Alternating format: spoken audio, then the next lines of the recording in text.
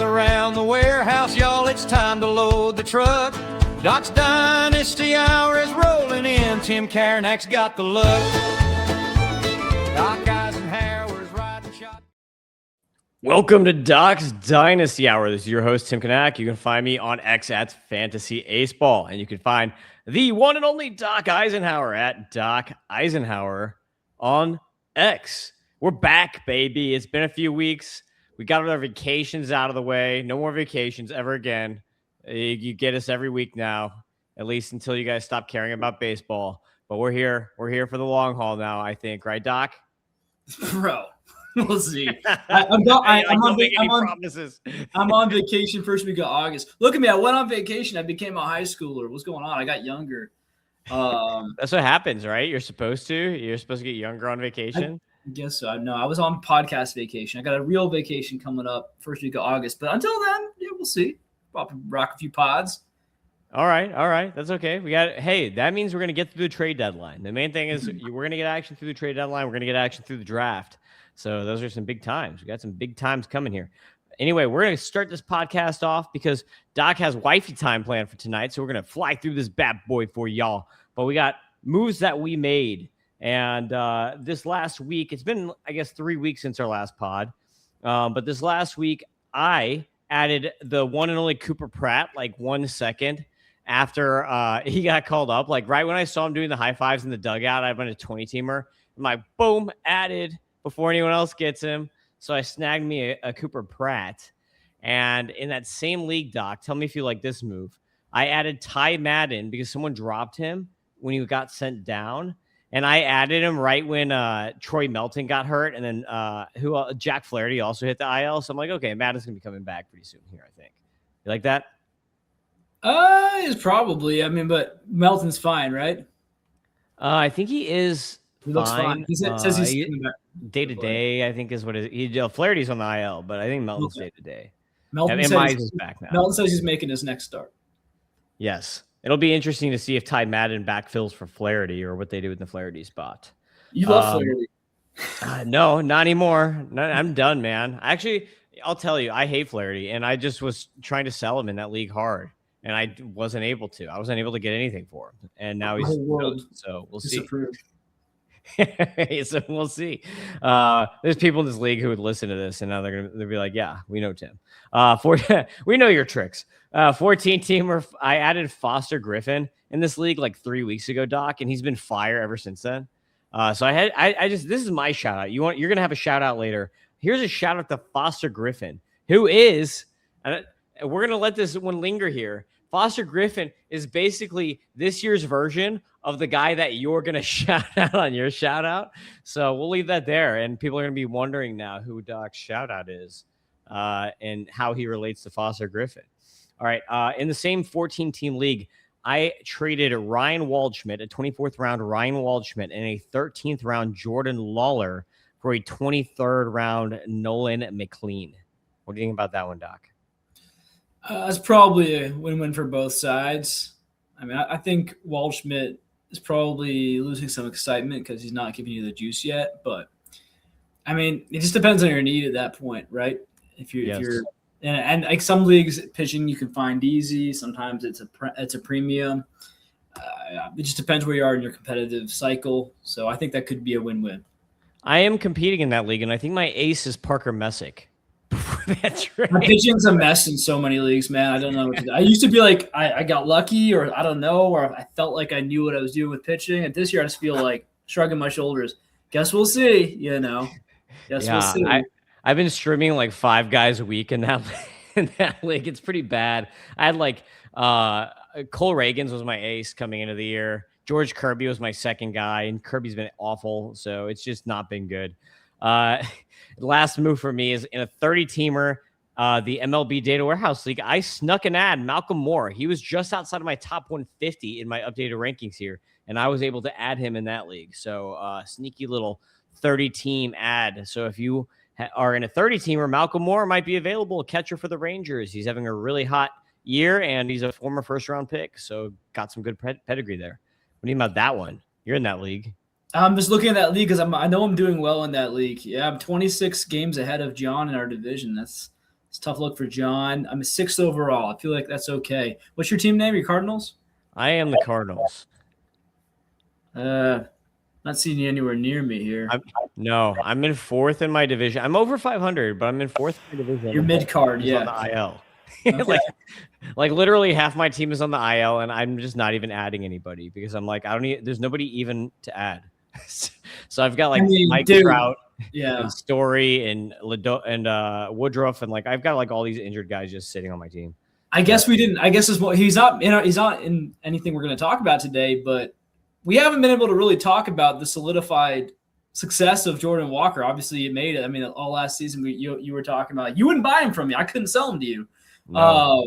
You were out. I was concerned because the exhibitions, the preseason. I'm like the spring training. I'm like, it looked like the same guy. 5 times. It looked like the same guy, if not worse. And so I'm like, I thought he was starting the year in AAA, and then for some reason he just like figured it out day one. I'm like, okay, this doesn't make any sense. Luckily I had a few shares laying around still, including this league, so I think he's been a big reason in helping carrying that team. Gosh, what a guy. Good for the Cardinals though. I traded him away in one league after the first couple of weeks. Like I thought I was selling high, got a couple firsts back, and I'm like, 30 teamer, right? I'm like, yeah, dude. And I was like, I took it in stride though. I said, you know what? I have other shares, and if he succeeds, it's good for the Cardinals. I like the Cardinals. If he doesn't, I just stole 2 firsts. Anyway, look at him now. So King of the Castle. Yeah, King of the Castle. I just watched. I showed my Borat to my wife for the first time. I don't think she'd ever seen it. Oh no, good. Is that good or bad? That could be good or bad for to watch that. No, just don't watch the other one. It's not as shocking anymore. Remember, it's shocking when you're kids, but these days, I talked to someone yesterday, and he was like, "I watched Team America with my 13-year-old daughter for the first time." I was like, "Oh, how'd that go? That's a brilliant move." Watch that with your daughter, okay? 13-year-old son, of course. 13-year-old daughter. That's a little weird. Off. Yeah, that's a little weird. All right, So Doc, you made some trades. What was the first trade you made here? So I'm in this weird score sheet format. I'm in too deep, folks. I'm in too deep. But score sheets, like this old school, real gamer kind of like you basically pick the team. It's not just normal fantasy. It's kind of based on how they do in real life, and they put it through this projection model. It's like it's so weird, but it's cool. It's like oddly addictive. It's basically done on HTML. I think it possibly literally on HTML. I'm not like a nerd, so I don't know what that means, but it sounds correct. I traded Peter Lambert.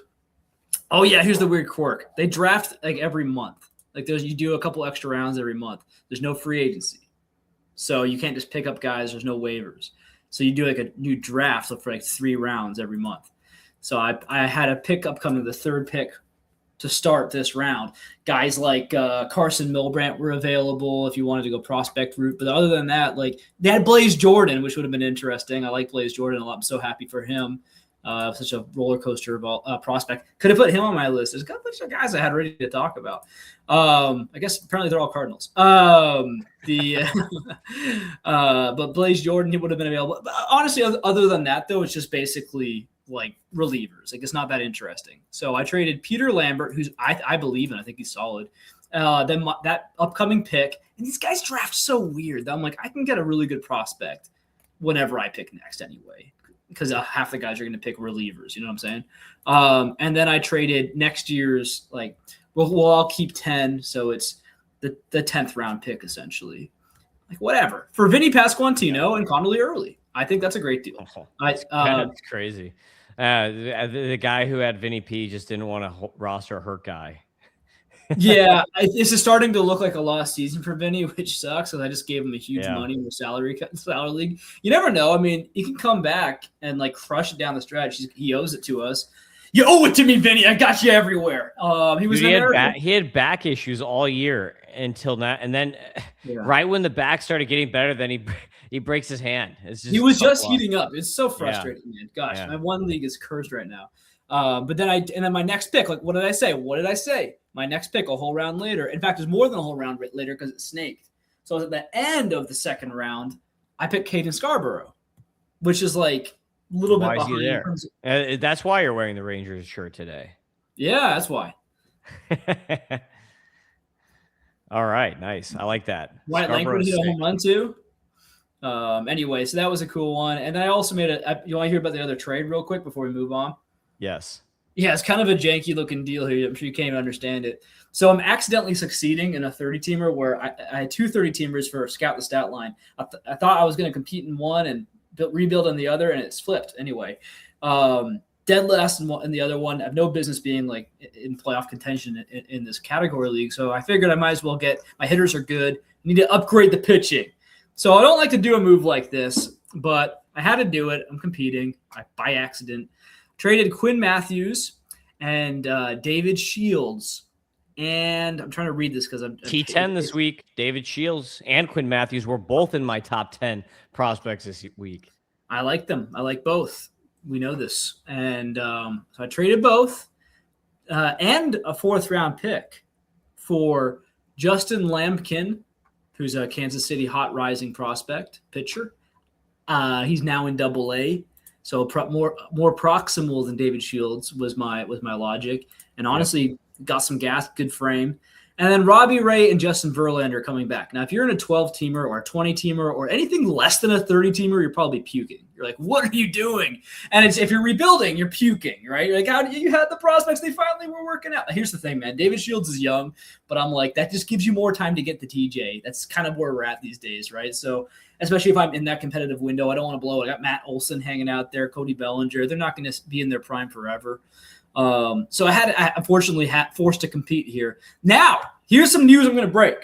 I'm going to break this news, and I don't know the details fully, but this is factual, what I'm about to say. After I make the trade, I've been so out of the loop, guys. I was on Discord, and I finally went to the Prospects Live server. I haven't been there in like a long time. Unfortunately, I'm on a hiatus there just because I just cannot. Nothing that they've done or I've done. I don't have time for it right now with my Sunday smoke. But the staff chatter, they were talking about, hey, anyone know why Justin Lampkin's on the 60-day IL? 60-day IL? I'm on Baseball Reference looking at it. It says 7-day IL. I'm looking everywhere on the internet, and there's no answers. The only place you can find that he's even on that is MILB. Like, it's just in the corner, transactions. Oh, yeah, they put him on the 60-day IL a few days ago. I'm like, what the frick is this? I just made a trade, finally. And no one's and the guys in the Discord are just guessing, but they're like, "Oh, it's probably TJ." I'm like, it's not good if they're just like going from 7-day to 60-day. You know what I mean? Like, so and it's funny. All the articles about him are from this week or last week are just like raving how he's one of the hottest rising prospects. So, folks, if you're listening to this, I'm not going to tell you to sell Lampkin to unsuspecting victims. I do think that's kind of bad vibes, but I would say don't go out trading for him. I went right back to the GM. I said, my brother in Christ, I'm kind of demoralized. I've been out of the game. I finally got on my computer and tried to make a deal. And I picked Lampkin. And he said, "Oh, he's like, I'm surprised you even know who he is, man." He's like he's low key doing great. Anyway, Justin Lampkin, watch out. Hopefully it's just some kind of hip problem or knee problem or anything but that throwing arm. But that's just a little bit of – and so we did a trade back. I had to pay out the wazoo, but more than I would want to. But he was like, "Oh, do it I'll trade you Shields for Lampkin, but you have to give me a first." And I said, "Bro, I'll quit this league." I said that to him. I said, "It's my own league. I'm going to quit it." And he said, all right, second. I'm like, all right, deal. I had a little mild tantrum. Yeah. Yeah, well, that sucks when you trade for someone when they're hurt. That sucks. It would be one thing if he went out, played, and got hurt right after. That's like you broke it. You know what? I don't know if that's actually a good metaphor, but it's like you made the trade and then he got hurt. But if we both made the deal and no one in the whole world knew that this was happening, and it already happened a few days ago because he got switched over a few days ago, but I did my research. There was nothing about it. Anyway, so yeah. I'm right there with you. All right. Are you ready, Doc, to get into the we already did a half a podcast. Let's rock it. We did. The Magnificent Seven. Okay. What was that? The Magnificent Seven. You're supposed to go yeehaw. I'm out of the loop. I was trying to think what's my cue for this one. So it's where's my yeehaw? Take 3. Action. You gotta say Magnificent Seven. Magnificent Seven. Yeah. Oh, that was stellar. That was that's one that should be clipped. That was a clippable yeehaw right there. Yeah. All right, number one. I'll let you number know. one. Yeah, you're the cowboy. Yeah, you're the real cowboy. Number 1 is Cade Cavalli with the Washington Nationals. Let's talk about some Cade Cavalli. Yeah, just someone who I should have probably been talking about before. His stats, they don't jump off the page at you, right? 3.98 ERA, 1.39 WHIP, and frankly, it's weird. You look at a Savant page, it's everything other than expected ERA and ERA. It's actually either average or good. I think it's just a success right now that he's not being injured, right? He's got up to 74 innings already. Again, in the big leagues, he gave us 48 innings last year of mostly really bad baseball. It has not been really bad this year. The whip was 1.5 last year almost. And then, of course, he was just injured forever before that. So if we can get a career out of this guy, 6'4", 223 frame, he's got that big heater. It's just at the end of the day, he's showing flashes, right? He's showing moments where I remember about a month ago, I felt like he was just giving us those double-digit strikeout games. Those have gone away a little bit. He's probably going to go through peaks and valleys. I'm just happy for the guy. I don't know if he's necessarily someone shallow league GMs need to go and pursue at all costs. I don't know if the hype remember when he was a prospect, guys, he was doing 15K9, right? He was a flamethrower. Yeah, I'm looking at his game logs here. In April, he went 10 strikeouts. Then in May, he went 8 and 9 strikeouts. 7, he has high strikeouts. They've been kind of up and down since then. But I mean, he's showing flashes of what he could be. And that's, in my experience, that's when you may have a future stud, when they flash that double-digit strikeout potential, and then turning into an actual consistent stud is that key word, consistency, just doing it over and over again, less duds in between, obviously. So maybe that's the next step, but I'm happy to have him in one league, and I'd probably recommend checking the price tag on him in others. Yeah, the weird thing is that his swing strike rate is only 10.7, and his stuff plus on his fastball is down quite a bit, but he's still performing very well. He is getting hit up a decent amount, 348 BABIP. So when you consider that he's performing very well with a 348 BABIP, one might think that there is even more positive regression ahead. Yeah, I don't remember exactly what it was. Again, guys, I'm kind of out of the game. I'm not going to give you the science here. I'm mostly here for entertainment, but gut instincts. Tim's the genius. But I will tell you that, I remember last year he had some weird stats too. He doesn't really add up. He's not a typical profile. But again, we know that he's had swing and the miss potential in the past. In terms of, and not just potential, but he's shown it. In the minors, he was again one of the most prolific arms. So the natural arm talent is there. If you can even just kind of rediscover that a little bit, and again make these flashes more consistent, the stats will catch up. Yeah, for sure. Number 2, who's number 2 on the list? Ryan Weathers. He's actually having a good game tonight, which is great. I didn't even realize he was pitching. He's the opposite of Matthew Liberatore. We don't want to talk about him tonight. Gosh darn it. No. Everyone, I'm so sorry. I led you wrong on Matthew Liberatore, it turns out. Maybe he'll be a second. Including me. Remember last year he was really good early on and then got bad. Maybe this year, he actually started pretty okay this year. But imagine this year, he goes through this bad spell and then he finishes strong. Yeah, it's good. No, maybe. I hope. We'll see. not a good night to talk about that, though. Yeah, so Ryan Weathers, I'm not sure if, again, I've been out of the loop. Hey, Tim, are people talking about him enough? He's a Yankee starter. I know he's been kind of pooping the bed the last few starts, but it seemed like there was a stretch there where he was turning into a pretty reliable rotation piece. What do you think? I think this guy's going to be a stud if he can stay healthy. Yeah, I think so too. But yeah, nobody's really talking about him. It's kind of really weird. Yeah. So, man, this is the problem. When I'm not on X, the guys I want people to talk about. I'm not the most. I'm not going to move mountains, but I think I can move some discourse or plant some seeds. There we go. Plant some seeds in people's brains, because I was a big Ryan Weathers truther. Oh gosh, I can't believe no one's talking about. Yeah, you got some numbers there for us? Yeah, so for whatever reason, John's thing is not updated after the 30th. So his thing is broken for his dashboard for MLB. I did make him fix the minor league one, so I know the minor league one is fixed when he's on vacation. Because John likes to is such a New Yorker now that he goes to Jersey Shore on his vacations. So John is in Jersey so he's Shore for literally 2 in New weeks. Jersey.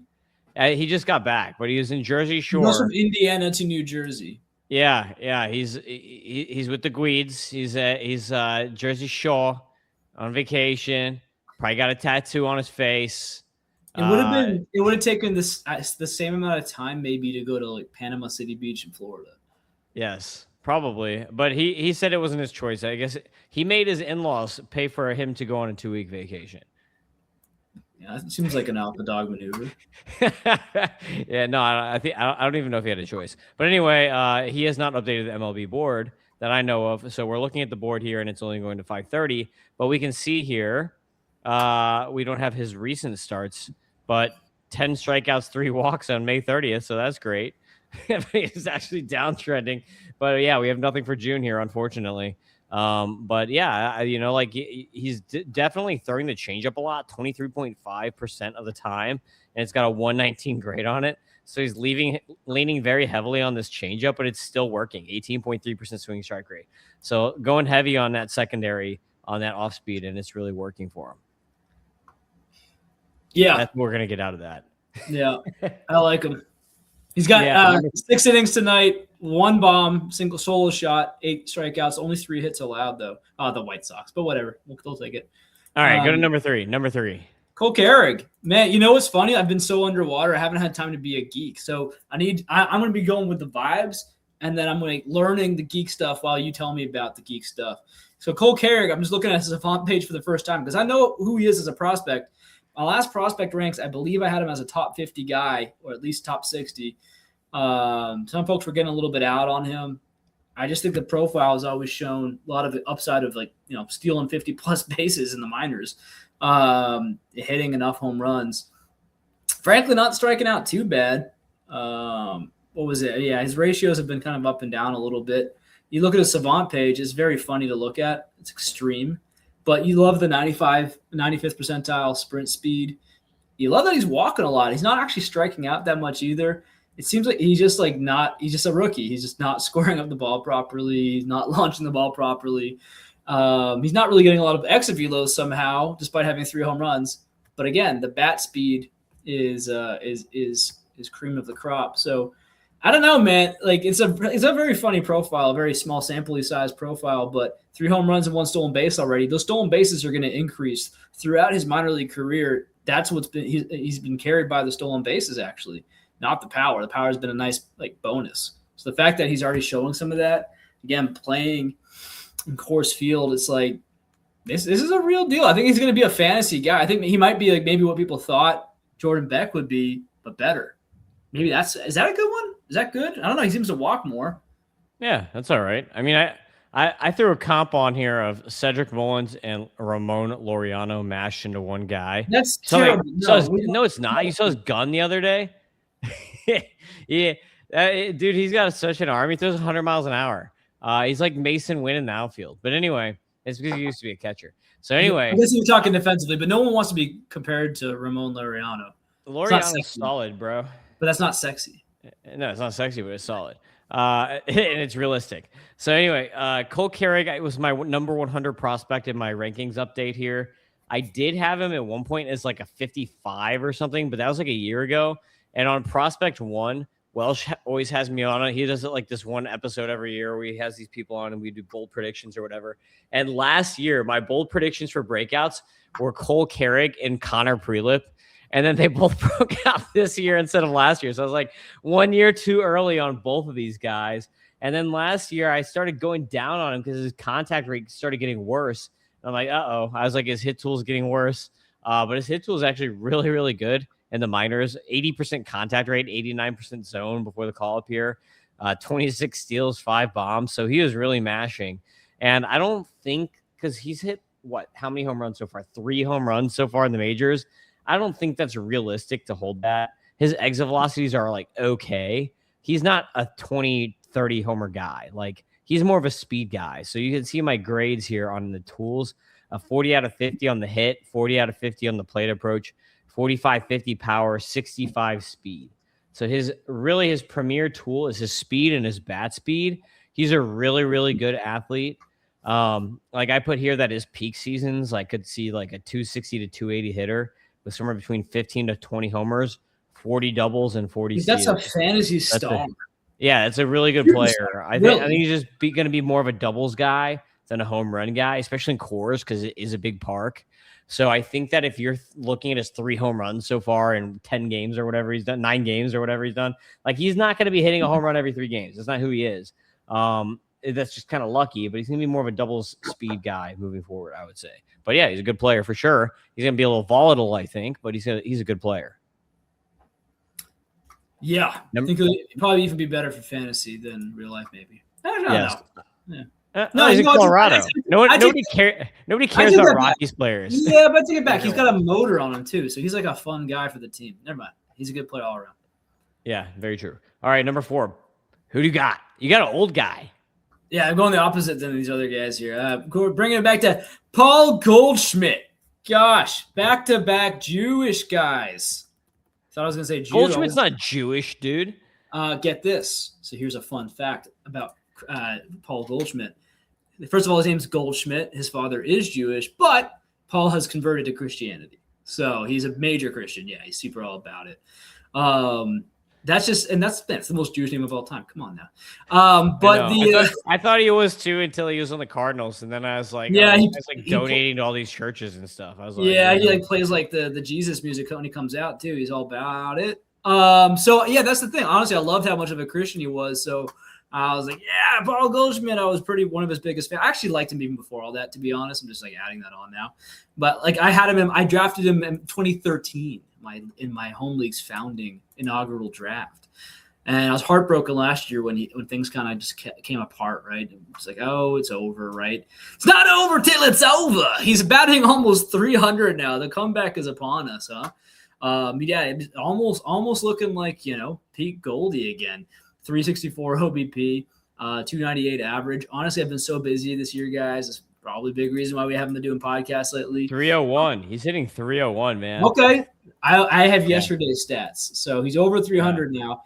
And so I checked the other day because I got him in like one league, and I think it's the score sheet league. And I'm like, yeah. I had him like kind of on and off the bench to start the season. It seemed like it was over even to start the season, right? Ben Rice crushing it. And then I just checked. I'm like, seems like he's doing really well. Now, I wonder if he's rostered anywhere. And then I check his savant and everything. I'm like, oh gosh, he's back. I didn't realize he was back. Yeah. It stinks because I now don't have him in any league, right? He has more home runs this year and 158 plate appearances than he had in 534 last year. It's devastating. I wish I had him in this one league. He's only 17 home runs away from 400. That would be sick if he got that. You think he's gonna keep this up? Like, dude, he's got a 157 WRC plus this year. This is his best year since 2022, which I think was the Pujols season. So this is his best year in like 4 years. If he finishes with like 15 more home runs, he's like 2 away. He's definitely gonna play one more year. Like he's got to, right? If you're like 398 home runs after a really good year, like you think he's gonna have to come back one more year? He's only 38. He could easily play a couple more years after. I have to go trade for him in this original league because like I just cut him a bit. Like I can't have to get my team in a 12-team league. So yeah, no, I guess so, man. I don't know, but shout out to the old guy, whether he's gonna keep this up or not. I mean, seems like he's earned himself proper playing time. And also shout out to the Yankees. I think the whole baseball world kind of gave up on him and was kind of waiting. No, they did too. The only reason he's playing is because Aaron Judge got hurt, right? Yeah, I mean, he had a good platoon role, but this obviously expanded pretty dramatically here. Yeah. Yeah. All right, number 5 is from former Cardinals first baseman to Cardinals first baseman. Yeah, man, Burley. Again, is anyone? I don't know. I'm not on X right now. Are people really getting into the Burlmaster, the No. Maestro? They're not appreciating Nobody him? is. Nobody is. Dude, he's got a 285 average, 346 OBP, and that's actually way under what the Savant says he's going to be. They is expected to be a closer to 300 average, closer to 400 OBP, ex WOBA, as they would say in the biz. Already up to 13 home runs. Again, career high was 21 2 years ago, 18 last year. So he's probably going to hit 20. He's really he's almost certainly going to hit 20 if he stays healthy. Like he's actually probably going to hit 25. This could be his Vinny P year from last year. We don't want to bring up Vinny P too much because they don't put bad vibes on him. But like this could be the year where he actually hits 30 if everything matches well. Of course, he's kind of on pace for it at the moment. Heck, in the last week, he was doing like 4 home runs in a row, and then he almost hit another one, and then Jackson Merrill had to ruin everyone's day. Tell me some geek stats about him, because I love what I'm seeing right now. He's expanded his game. Every time I go to watch, he's doing something else that's great. From what I understand, he's crushing it. Again, I haven't been able to watch as many games, but he's crushing it on defense. Yeah, you look at his Savant too. 12 fielding run value to 62nd percentile. Sorry, that's not 12, but 12 percentile fielding run value to 62nd percentile field run value. So becoming like, I don't know, maybe not Gold Glove, but really good first baseman. Yeah, he's he's way more athletic than he actually looks. Like you look at him and you're like, okay, this guy looks like a beer league softball player or something. He looks like he should be on a boat fishing and drinking a beer at 10 a.m. He does not look like a professional. He definitely likes doing that in the offseason, you can tell. yeah. But he's interesting because he is like, there's not many guys who have good contact and then have that kind of power with like that kind of body. It's just like a really weird. I feel like he has like old school. It's just an old school hitter. Yeah, he's got like a it's like Steven Kwan plate approach, but then he's like a big guy. It's like what? It's like what's going on here? But yeah, he's doing really well. He gets better every single year of his career. And he's 27. I think he's like the oldest guy on the Cardinals. He's 27. Yeah, I think some people think he's 31 because he kind of looks it almost. Like his face, he's got that beard, big body. He got like a dad bod up, So I don't know. I think that people are always. I'm always a little bit surprised when I reminded myself like how old he is. And also the problem is he took a while to kind of break out or get into the bigs. He wasn't this 21-year-old hotshot prospect. He came up, I think, at 24 and just struggled, and he was looking like maybe a quad A guy for a bit. Blaze Jordan might be the next Burleson. You never know. Kind of similar-ish profiles in that regard. Yeah. He crushes righties. Look at that. Look how bad he is against lefties. 200 batting average against lefties. I mean, this is by 531. But he just absolutely crushes righties. That's why he's hitting 5th tonight, I guess. Number 6, talking about who he's verse. Who's he verse? Noah Cameron. Yes. All right, go ahead. Number 6, Noah Cameron. I saw 2 of my favorite pitchers pitching tonight, and I'm like, gosh, during my podcast, that's not going to be fun. And it turns out I'm thankful I didn't have to watch it because then I'd be ashamed of one of my sons. We got to bring him up again. Yeah, he got pulled after 1.2, right? Libertor? Yeah. Oh, yeah. Oh, God. Hey, but only 5 earned runs. 2 were unearned. 7 runs total. So we take our – hey, how about this? No walks, 2 strikeouts, and 1.2 innings. Hey, not that bad. Got hit a lot. 420 whip. Great. Just got hit a lot. I'm looking at his last few games. Honestly, Lib was like okay. He's been okay. Not great, but okay. He hasn't blown up since April 25th. Man, I thought he was going to be so good. He had such a good spring. He looked so good this spring. Yeah, his stuff plus was up too. Just goes to show spring doesn't matter. Jordan Walker looked terrible this spring, and he's amazing. And Libertor looked amazing this spring, and now he's terrible. So. Well, honestly, he wasn't terrible. He was just not that great, and now he had a bad night. His stats are all going to be messed up, and no one's going to believe me. Cameron, though, everyone was kind of the other way with him, thinking this was like a whole fluke last year. And, again, like it's not like his season numbers are fantastic. But, gosh, the way the Royals pitchers are dropping like flies, they're like, no. He's the best. He's amazing. We're very grateful to have Noah Cameron. And frankly, the deeper I kind of like that. With say what you will about Lib, he's been healthy, right? Cameron's been healthy. These guys are giving us innings right now, and so the more 30-teamers you play in, the more you're like, I'll just take like a lot of like really good pitchers who are there and active, But oh gosh, okay, no, I was gonna say, did Cameron get lit up too? He's not having actually a fantastic night. He's 429 BAB against. He's had some bad luck. But he hasn't. Okay, I can't even go back on Fantrax here. I don't want to go on any other site right now. I'm trying to do a podcast, But he hasn't allowed more than 4 runs, and going all the way back to April 24th, which is the farthest back it goes in any game, any outing. So that's remarkably consistent. He doesn't usually give up 4. I think that shout out to Noah Cameron for kind of cementing himself as this. Yeah, maybe he's not going to do the 2.99 ERA from last year, the 1.099 WHIP like last year, but he's rounding himself into a solid rotation piece. And if you're a fan of baseball, I'm trying to be a fan of baseball. I think 30-team leagues do help with that too, right? They help you understand baseball a bit better. Oh yeah, everyone counts. You go to a ballpark, you see, why is there a 196 average on the freaking lineup? Why is this 9? Even in the 9-hole, why? Come on, I play fantasy baseball in a 10-team league. How come you could possibly have that on your team? That doesn't make any sense. It's like you see him there. He's like, some Hispanic wizard at shortstop or second base, right? He's just like, oh, okay, I get it now. As a 30-teamer though, I'm adding that guy. His name's Jorbit Vivas. I got him starting in my 30-team league, and he's actually kind of clutch sometimes when there's injuries or guys are sitting. I put Jorbit in there. I don't know how to say his name. I put Jorbit. You're the beat. So this segment just got saved. He gives me a hit and a run. I'm like, yes, dude. 1 for 4, baby. You crushed it. This segment just got saved because he had the bases loaded against him for the second time in the game, and he struck out Nelly. What? He just struck out Nelson Velasquez with the bases loaded.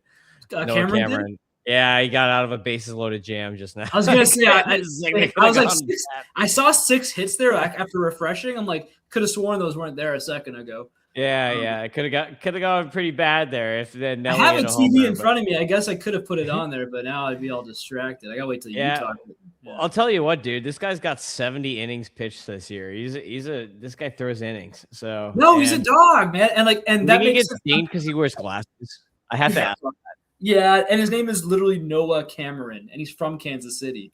So he sounds like the most Midwestern boring guy if you're like a coastal, you know what I'm saying? For me, I'm like, it's nice and boring. Keep that going. But that's I've seen him do that before, and Lib's done that before when he's on his game too. Just guys who know how to get outs. Like I've seen Noah Cameron dig deep and this is the thing. Your stats, your savant's not necessarily going to show that, right? The grit plus metric. All right, number seven, who's also pitching tonight. Is he actually? No, he's not. Yeah, he is. No, he's not. Oh, dude, I had an error. Never mind. If I just say something enough, I'm right. Yes. Okay, go. Number 7. Trevor Rogers. Goodness gracious, dude. So we'll talk about Jordan Walker apparently 3 times in the podcast. I traded at last year's deadline in our salary cap league. I traded Trevor Rogers for Jordan Walker and a pick or something like that. People were mad because Jordan Walker was in the middle of not being good, and Trevor Rogers was in the middle of looking like a Cy Young guy again, and he kept it up after that. He did really well. He almost helped me, crush everything. And to start this year, Trevor Rogers looked great again, and I felt solid. At the last month, have not felt solid. I felt very unsolid. Bro. This is not, Jordan Walker's looking like one of the best players in all of baseball for the next forever. And Trevor Rogers was starting to do the Trevor Rogers thing again, right? I'm like, oh, is this a mental problem or is it physical? No, neither's good. Neither's good. Let me go ring out. Here's the amount of runs Trevor Rogers was letting up. 4, 5, 3. That 3 was in 1.2 innings. 6, 7, 4. And then the best start in forever was 4 runs in 6 innings. You're like, you know what? Almost a quality start. We're getting there, baby. And then he's gone 1, 3, 2. And the strikeouts still aren't really there, but he's been going 6 innings, 5.2, 5.2, 6. So he's basically giving to 6 innings every outing.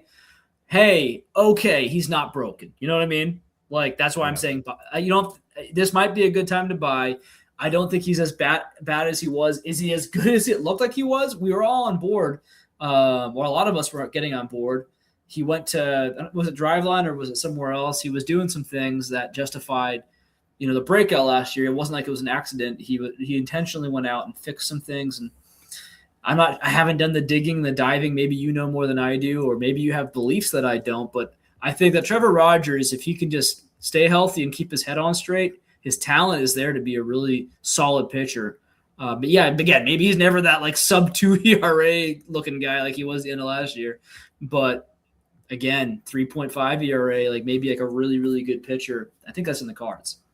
Yeah, it's kind of weird because he has really good, like his fastball stuff plus is 105, stuff plus overall is 101. So it's actually much better than last year. But his swing and miss is like super down, like 10% swinging strikes. Like, what is happening with that? So that is almost maybe like, is that a pitch mix issue? Because if his stuff is playing better, but his swings and misses are down, and he's still hitting in the zone because he still has only a 7.6% walk rate and a 68% first pitch strike rate. So he's throwing a lot of strikes. It's like he's just not mixing his pitches the right way. That might be like a catcher issue. maybe he needs a better. Sorry, Adley, but maybe he needs a different catcher like calling him, because like he's got like it's just really weird because his stuff plus on his pitches is all pretty high. His fastball is like okay, like 15% IVB. It's like not bad. It's this average fastball or whatever.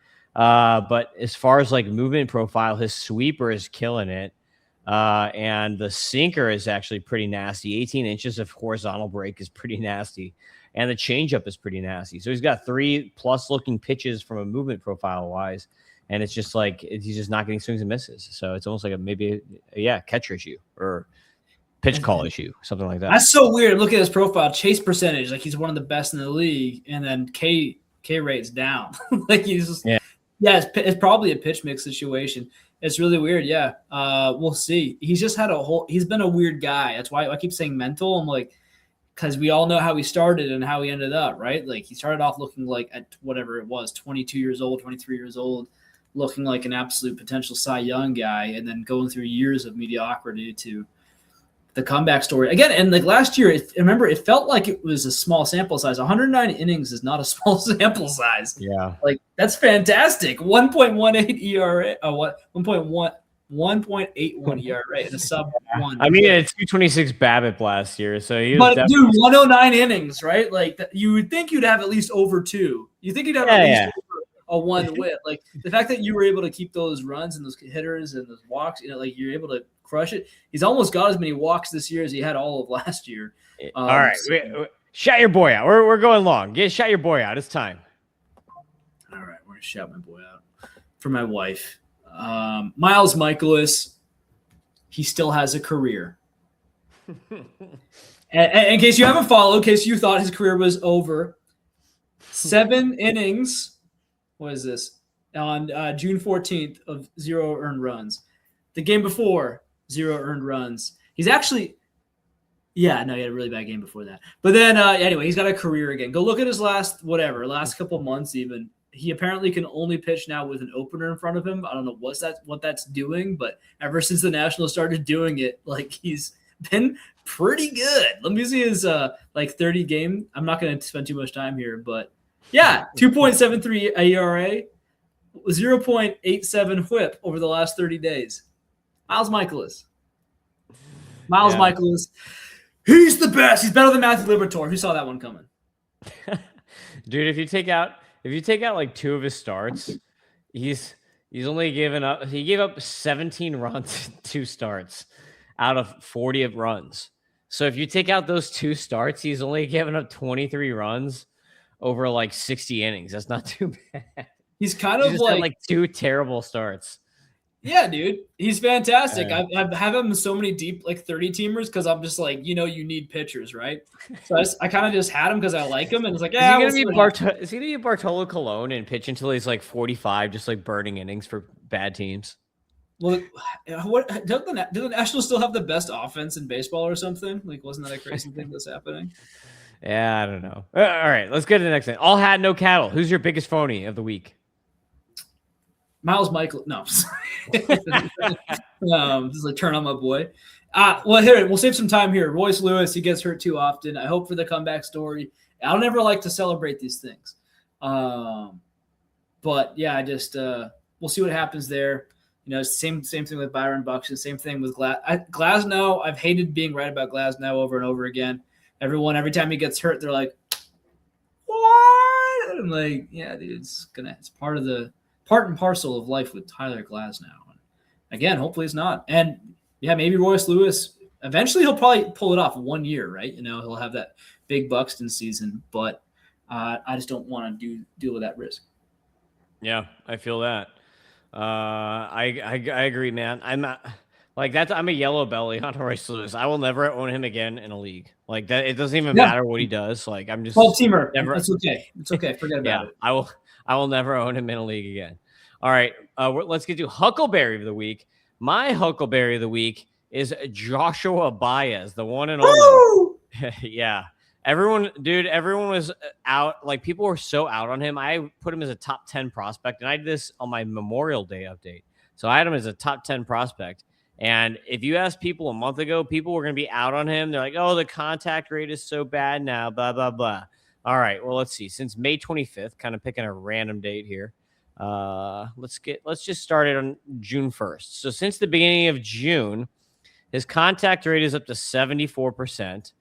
An 83% zone contact, 7 home runs and 60 plate appearances, 95 average exit velocity, 108.4 90th, 114 max, 24.4% air pull, 22% barrel rate. Just every home run that he hits looks like a moonshot. 4 home run game. This dude is just on top of the world. He's fire.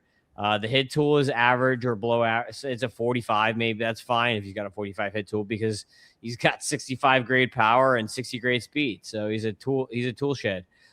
This dude is a ton of fun. Yeah, 400 BABIP during this time period, but he's just a beast. I know 3% walk rate. Okay, whatever. Like, he's just having fun mashing taters right now. Joshua Baez is my Huckleberry of the week. Yeah, I love that. If you hadn't have said him, I might have gone there. A lot of prospects I'm loving right now. I love Josiah Hartshorn. I feel like people were really big on him, then they're kind of low, and then I kind of forgot about him. And now he's back again. But Joshua Baez is on the doorstep, and the Cards are looking like a fun team. I'm super excited about their future. Obviously, you and I'm not like a diehard. I think you might be borderline diehard Cardinals guy. Oh yes. You can tell I'm pretty fond of them, obviously. But I'm literally wearing a Rangers jersey with an Orioles jersey in the background. Although that's just because someone gave that to me. That was one of the nicest guys. He's the Texas Rangers in our league. And I'm a total jerk. I'm Martin. You forgot the guy's name who gave you a Cal Ripken jersey. No, but Martin. He's right for pitcher list. You know Martin. Yes, I know Martin. Okay. I'm forgetting his last name. Who's your dude? No, but you can't let me. I gotta look up Martin's name after this. Sikolsky. Sikolsky, yeah. Shout out to Sikolsky. In fact, but also not shout out to Sikolsky. So that's actually revenge, Sikolsky, because he came into our league and he said, everyone offer me for any players other than David Shields and Joshua Baez. And I said, okay, well, those are the two guys I would love to trade for those guys. No offers. Like, no offers. 5 seconds later, he trades them away. I'm like, what are you doing? I have the best team in the league. It's now up for debate with all these injuries, but gosh. Anyway, so friggin' frustrating. But yeah, man, I kind of regret it because I've been super busy, as you could tell. Again, we're not doing podcasts this last month. That's how busy I got. And that's when Joshua Baez stock went all the way down. And it's frustrating because, now he's hitting 4 home runs in a game, and all of a sudden, I think he'll be just fine. Lars Nootbaar, what do you think? Probably the odd man out long term for Baez. Yeah, I think he's traded. I think they trade him and they trade May. And then they're going to probably trade like Jojo Romero, and they're going to trade your boy. They're going to trade a lot of guys. My boy? Which boy? What's his face? I'm blanking right now. The closer. Riley O'Brien. Yeah, Riley. Yeah. They're going to trade Riley. He's a grinder. Trade all those guys. Why would they trade Riley? He's young and controllable. What are you talking No, he's about? not. He's like 31. He's controllable. Yeah, he is controllable, but he's like 31. In I think pitcher they terms, trade all those guys. that doesn't make any sense. And then it won't matter because they're just going to call up Bias. Then they'll call up Cooper Jerpy, who is looking baller Cooper right now. Jerpy has been like, he'll give you like 10 innings and then blow up both arms, you know. He's going to come in the bullpen. He's going to replace JoJo. You have one of the most reliable closers. He's not that reliable. He's one of the most gritty closers in the league. They should trade Pajes because you've got Jimmy Crooks now. That's fine. Correct. Yeah. This is now the Cardinals podcast. Yeah. Okay. All right. So who's your Huckleberry of the week? Most people haven't heard of him. Under the radar. He's only 6'7". Oh, up to 251 pounds now. They got his listing updated online here. 21 years old and one of the best hitters in baseball already, apparently. Bryce Eldridge. You ever heard of him? Yeah. I can't even play him in our odd new league because I've got Ohtani clogging my utility spot. And I've got Kurtz at first base, so he just rides my bench. You can just send an offer, brother. It's okay. I'll take him off your show. I did send you an offer of him in the offseason for I can't remember who, and you declined it. Yeah, it's probably for like someone better, you know. Yeah, I can't remember who it was for, but I did offer him to you this offseason, and you declined it. And I was like, okay. Is it demoralizing in our salary cap league when you see all these injuries for me? You're like, maybe the champ's down, maybe I got a shot, and then I just say promote Bryce Eldridge. Hey, I got this other guy coming up. He's carrying me, dude. Sorry, I've got Baez in that league. So, all right, Eldridge. Oh, you traded him to you? Yeah. That's it. Yeah, dude. Sikorski. I'm so glad I forgot your name for 5 seconds. Thank you for the jersey. Do not thank you for ruining my life with that. But yeah, Bryce Eldridge. I mean, what is there to say, right? I mean, he's just doing everything you thought he would do. Again, I'm not sure. He's taking tons of walks in the bigs too. He's 3-4-5 slash line right now. It's funny because 21-year-old that was the one thing people weren't sure necessarily if he would take enough walks. Maybe he'd be more of a, I think he's such a friggin' beast. Got so much power that it's gonna just blow up his OBP and lead to more walks out of fear. Right? Pitchers just don't want to lose. They don't want to give up that big bomb. It doesn't seem to be working so far. It's crazy that he's 21 years old, man. Like he's only going to get thicker. He's only going to get stronger. Who do you have long term? Bryce Eldridge or Jack Caggs? Eldridge. I also think that's true. I just like watching the Royals more. And the commissioner of our league is such a jerk to trade with. He's a nice guy. The Cincinnati Reds has been jerking me around. I've been trying to get Caggs off him this whole time because I need a friggin' right fielder long term, and I like the Royals. And every Caggs owner is either a Royals fan or Italian. And apparently the most stubborn people in the history of the world. Like I've offered crazy deals. I still have a Cody Bellinger and David Shields trade up in one league for him, and the guy refuses to do it. I've had it since the offseason. Bellinger's having a really good year. Yeah. Anyway, but yeah, I said to our commish, I said, are we ballsy enough to do Eldridge for Caggs? I haven't sent it, but I asked him if could we just do that? I'll do it. Don't do it. Eldridge I think he is, but my first baseman is set for the next few years and for the future. So all right, yellow belly of the week. My yellow belly of the week is Zach Galoff. Zach Galoff is on fire right now. Don't trust it. Never trust Zach Galoff. This guy had 20% swinging strike rate last year, 17 the year before. Do you actually think it's fixed? He's still striking out 25% of the time. He still only has a 5% walk rate. This guy has some of the worst plate skills in all of baseball. Yes, the contact rate is much better this year, but it's still only an 80% zone, and it's still only a 74% contact rate. 78%. Yeah, okay. It's still below average. So he still has a below average hit tool. He still has a very, very bad plate approach. His power isn't even that great. He has 11 home runs, but that's all the ballpark. This guy only has a 108 max EV, an 89 average EV. There's like nothing special here. He's like a 7.6% barrel. If you put him in any other park, he doesn't have 11 home runs. He has like 6. So like Zach Galoff is not good, people. Don't buy in on this. This is just like a Matt McClain. This is a Matt McClain thing. He and Matt McClain are the same guy in different leagues. Except I think Matt McClain's actually a little bit better. So don't buy Zach Galoff. He's not good. Yellow belly of the week. Stay away. Who you got? No, I'll just add that I agree. I think that that's an easy one. I don't remember who had VS2. Yeah, it's over, man. Yeah. The dream's over for now. I think he's still pretty young. But Victor Scott, I always said, well, here's the nice thing about Victor Scott. He just needs to have a below, I don't know why I became Trump. He needs to have it. I don't know what that is, but he needs to have a below average hit tool. He doesn't have to have a good hit tool. He doesn't have to have an average hit tool. He needs to just get to like a 220, like a 220 batting average with a 310 OBP. As a start, and see if you can build a little bit from there. Because last year he had a 216 batting average and 305 OBP. That's including the end where he really fell off. So if you could just literally have built on that, and again, last year 34 stolen bases. So like for fantasy purposes, like, and the defense in the outfield, there's a room for you in baseball, in pro baseball, and in MLB baseball, Major League Baseball. There's no room for a 194 hitter. There's no room for a 276 OBP. Hope it works out for him. He's still only 25 years old. The defense is so good. The speed is unteachable. I think he'll get a chance. It's just probably not with the Cardinals, and most likely as a utility guy. Hey, youth is on his side. Prayers out for him. He, again, just needs to be below average. But for me, it's like I feel like I'm in like what's that the Shark Tank, right? But for me, I'm out. yeah, I like that. Sucks. I hate it. I feel like I'm breaking up right now. I'm gonna have a 2-year-old on my eye. I'm still in. We're still hope with Caleb Durbin. Caleb Durbin could be a guy. Miles Michaelis is good. Victor Scott is hitting 364 in AAA right now. He's the greatest of all time. I'm back on. Mexican stand. Get ready for the Mexican standoff.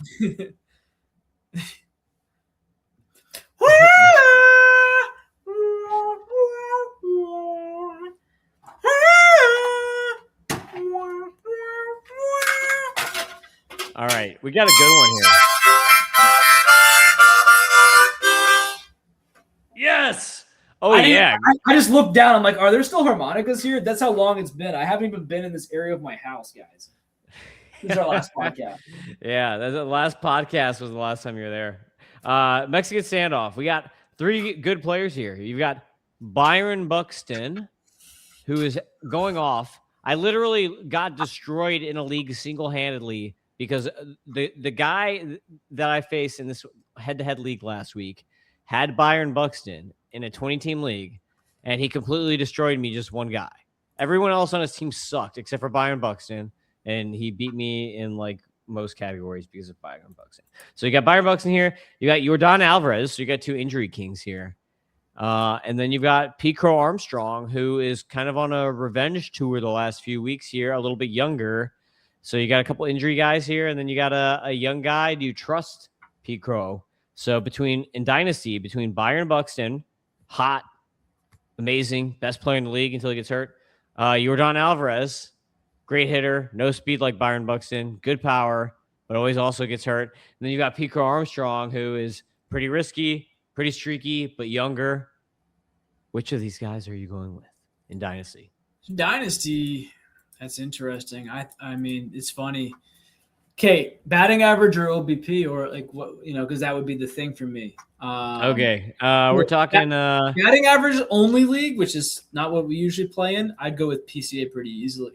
Let's say we're talking runs, homer, RBI, stolen base, OBP.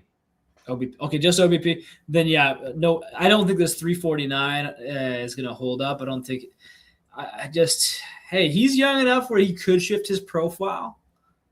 I don't know, man. I'm not buying in with PCA. Again, it seemed obvious last year that he was going to be one of the greatest of all time, and then just threw off a cliff, right?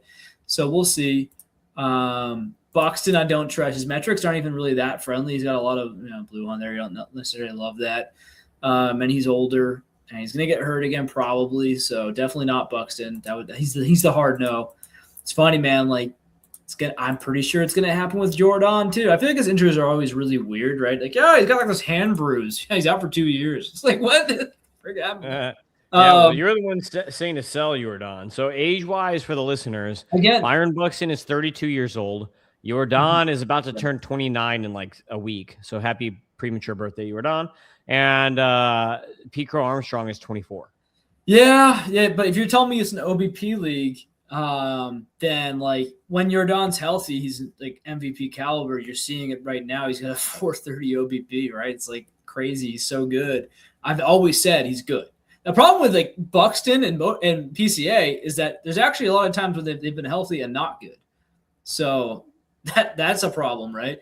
Now Buxton's older, so like I don't really necessarily he's just out of the running. PCA is young enough, like I said, where he could move things up ahead. But again, for him, the challenge is getting an OBP at the end of the season above 300.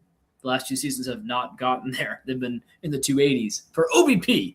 So that's a real drag. And of course, affects like your real worth. Yeah, but steals are still a category, and Jordan's the one out of those 3 who doesn't get steals. I can get my steals elsewhere. It's okay. You're done. Victor Scott the second. I was gonna make that joke. I'm glad you went there. Glad you went there. I'll go Samad Taylor, bro. Samad Taylor, the new VS2.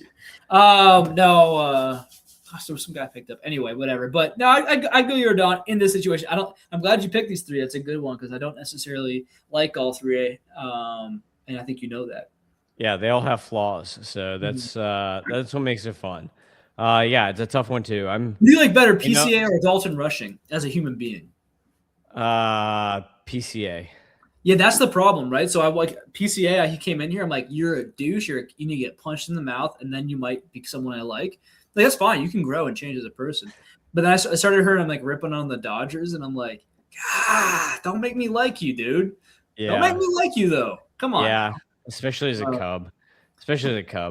But yeah, I mean, I think I'm going to go PCA out of those guys, even though he is way more risky. And I'm like, okay, I'll take the volatility against the injury risk, and with the age advantage on top of it. So that I guess I think I'm going PCA, even though like statistically he's the worst out of those 3 this season from like a WRC plus standpoint. So that is the podcast. Follow Doc at Doc Eisenhower on the X. Follow me at Fantasy Ace Ball. Doc, play us out. Give us a tune. Give us a sweet tune on that harmonica, baby. All right, listen. Today we're gonna pull out the G. I like the G. It's nice deep, isn't it?